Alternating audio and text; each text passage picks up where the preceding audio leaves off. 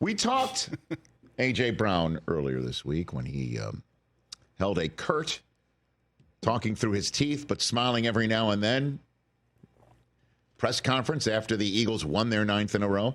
Deebo Samuel took to the old social media. Deebo. And he tweeted, kind of out of the blue, not struggling at all, just getting the ball. Just not getting the ball. Not struggling at all, just not getting the ball with a shrug emoji. Lots of exclamation points. He got community noted. Readers adding context. He leads the team in drops. He is struggling. Wow. And then underneath, do you find this helpful? Rate it. I'm wondering if Kyle Shanahan found this helpful. AI is going to be the Did he rate downfall. it? Wow. He leads the team in drops. He is struggling is the context that readers had. That was more disrespectful than anything we said. Yeah, we in didn't need the first struggling part. He could have just left it a drop. Yeah, right. I'm just wondering if that's why Deebo deleted it. Not because he doesn't believe I wouldn't in have what kept it he tweeted, but because he got community noted, You got and he might have been concerned that he didn't find that helpful. Am I reading this right? Because he then, after deleting it, popped another one out there. No. Just because I voice my opinions don't mean I'm hating on any of my teammates. BFR. That's a beat for real. Rich. Okay. Be for real. Well, I was wondering if it was an element on the periodic table. I don't know. Is it? Is FR? Can you look that one up for me? Yeah. I don't. You know what I mean? I don't know. But be for real. Be for real, yes. Thank you. That's what I'm here for. BR, like be real is It's bromine. be francium. Yeah. Yeah, I don't think he was saying be francium. Be lithium. Beryllium.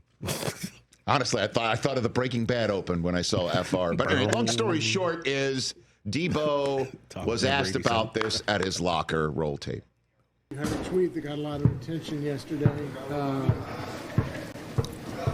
You care to expand on your feelings or what you wanted to convey with that? I mean, you read what you read. A little frustrated for sure. Kyle and Brock said that you guys talk just about daily. Is getting touches and things like that something that's discussed during those kinds Oh, of yeah, conversations? 100%. Yeah. Do you see that? Do you sense that? I mean, as soon as you get the ball, that there's like 3 or 4 guys out there on the perimeter. I mean, there's 3 or 4 guys whenever, it don't matter who got the ball. It's cyclical with guys getting touches. You expect it to come back around for you, right, in terms of When it comes, it comes. Okay, so That was entertaining. listen, headline, I love Deebo Samuel, man. That's the headline? That's the headline for me. I love him. And for the radio audience, he was exhibiting a smile, showing off those dimples, those Deebo dimples, and conducting an act that I do believe is universal for, this doesn't really mean much. I don't really think this means much, which is chewing gum. I think that is when you chew gum, that gives off an expression like you don't treat this thing seriously. Oops. Really? I think so. Well, I mean, he's standing in front Did of a you group just of spit out your people. gum on the program? Did you just do that? I just learned something. Were So, you yeah. What do you mean you didn't learn that in grade school and teachers told you to spit out your gum? Of course you're spitting, because gum chewing is like you're not taking the endeavor that seriously. I take it very seriously. That's the way I'm the son of 2 New York City public school educators. That's what I was taught a long time ago. It's just gum. I mean, you're chewing gum. Yeah, that's not misspoken of you. No, that's not the proper use of it. Oh, Don't worry. sorry. You'll pick it up. Mishpuka of you. Brock Purdy lended his 2 cents to the matter and tried to put this thing to bed. And sounds like he did a pretty good job. Check it out. Deebo and I talk all the time, and he's like one of my best friends on this team. Like, I absolutely love Deebo and what he's done for me and helping me out. We talk all the time. And, yeah, I think he's right. Like, he's doing great right now with what we ask of him in the offense, and he's not struggling or anything, man. It's just like I've said before about, like guys like Ricky or last year with Ayuk for a little bit. Like, there's just moments, I guess, throughout seasons where, guys just don't get the ball, just depending on like scheme or like what the defensive scheme is and, them taking guys away. So I want to get Deebo the ball every play if I could. I want to have him, break all the records as best as possible. I want Deebo to do Deebo things, and we all do in this building. So it's just how the games have gone. But I love my guy, and I'm going to do everything I can to give him the ball. So. There you go. Good answer, as they say on Family Feud, which they're apparently having, a little Family Feud. Good answer. Good answer. Give that man $60 million a year right there. That's leadership. Survey says. And the same thing was uttered by Sirianni, Nick Sirianni, the head coach of the Eagles, when he was on his local radio chit-chat on Tuesday on WIP in Philadelphia, Pennsylvania, where I think you, as a Keystone Stater, TJ, you can confirm people calling the WIP pissed off quite a bit? I don't really know WIP. Okay. Oh, that's right. You're the western part of the state and the central part of the state. Yeah. No, but Philly's more East Coast. I get it. Yeah. So, listen. Yeah, that's it. Sirianni goes on there, and he's like, A.J. Brown, he was upset about the passing game. And when he pitched a fit on the sideline, he admitted it was over a 3-and-out. Right. But I'm taking this in a different way because I see what's going on here in the building in the same way that Purdy's like, he's my best friend. We're BFFs. So there's no beef. This is what Sirianni had to say in Philadelphia. Yeah, I didn't take it that way. And again, you guys can do anything and spin it any way, but I didn't take it that way. And I took it as we want to get better as a passing attack. AJ's part of the passing attack.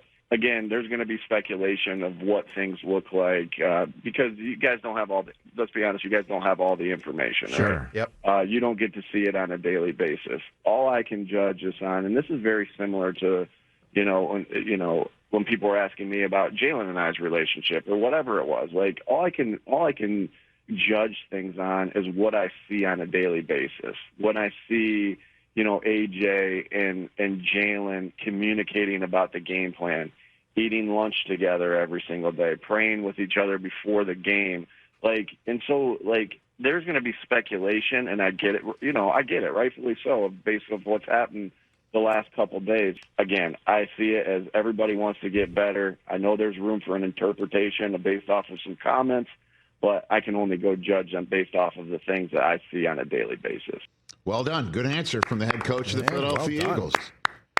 That's why the man who signs his checks can sell 8% of the team for 4 times as much as he paid for 100% of the team back in 1994.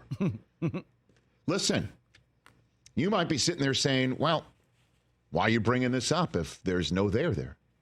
Well, the truth of the matter is they can be BFFs in San Francisco or praying before the game as they do in Philadelphia.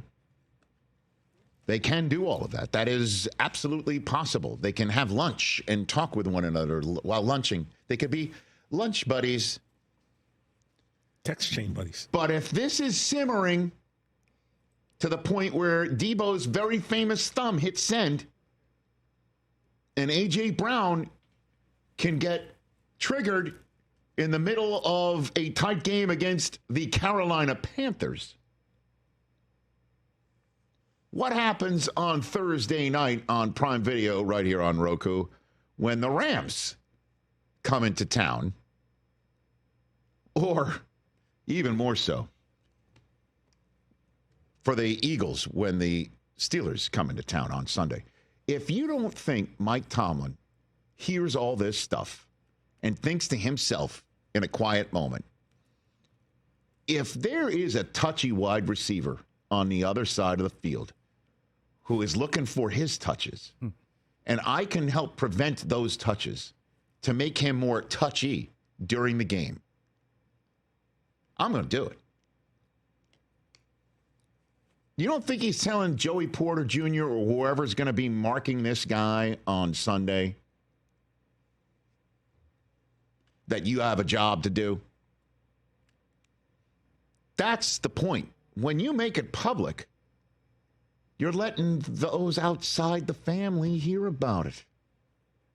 And in the NFL, any edge that you have will be exploited, and any weakness that you show will be targeted. But this is a story as old as football being played.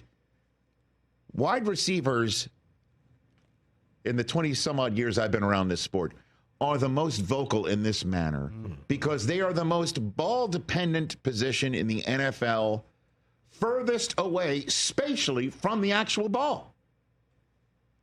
Quarterback is going to touch it every single time, unless it's a wildcat, which is when the only time when the running back is not standing next to the quarterback and having it placed right in his stomach. The receivers are all the way out there. Happens all the time. And I will just counsel here, just in the same way when a story happens in March, April, and May, we talk about it, but I put a pin in it, and I'm like, let's see how it manifests itself during the season. The all-in Cowboys stuff, for instance, it's manifesting. Daniel Jones, manifested. These are the ones that we're manifesting or looking out for it. These two things. Keep an eye out for it. If I'm Sean McVay, I'm talking to the defense and saying, let's make sure Deebo doesn't get his touches in the first quarter and see how that one goes. Mm-hmm. You know, hey, Jared Verse, why don't you get to Purdy real fast so Deebo sits there and simmers? Hey, TJ Watt and Cam Hayward and Highsmith and Herbig and Porter and Queen, let's try and figure out a way to pressure the quarterback and then make sure A.J. Brown doesn't get his touches. Let's make the defense dictate where the ball is thrown and see how that one simmers. Unbelievable that there's a team with a 9-game win streak that we're wondering if everything's all right with them. And then the 49ers, you know, rubber's meeting the road. Rubber's meeting the road. That starts Thursday night. Catch the Rich Eisen Show every single day on the Roku Channel, 12 to 3 Eastern, for free.